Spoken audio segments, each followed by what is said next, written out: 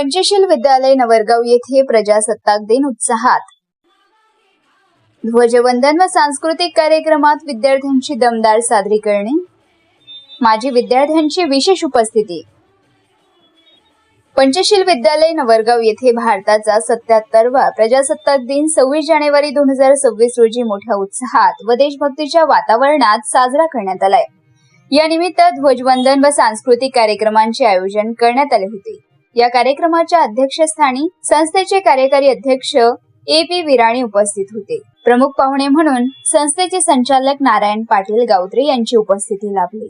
तसेच विद्यालयाचे मुख्याध्यापक माननीय श्री चौहान सर, शालेय व्यवस्थापन समितीचे सदस्य, विविध समित्यांचे अध्यक्ष व सदस्य तसेच ज्येष्ठ शिक्षक श्री काकडे सर उपस्थित होते।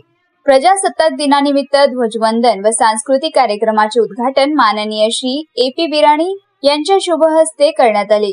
यावेळी उपस्थित मान्यवरांनी विद्यार्थ्यांना देशभक्ती, संविधानातील मूल्ये, शिस्त व सामाजिक जबाबदारी यांचे महत्त्व पटवून दिले।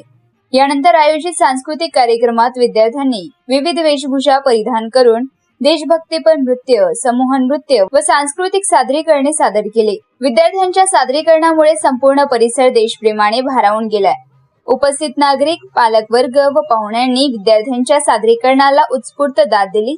कार्यक्रमाला गावातील प्रतिष्ठित नागरिक, पालकवर्ग तसेच इतर नागरिक मोठ्या संख्येने उपस्थित होते।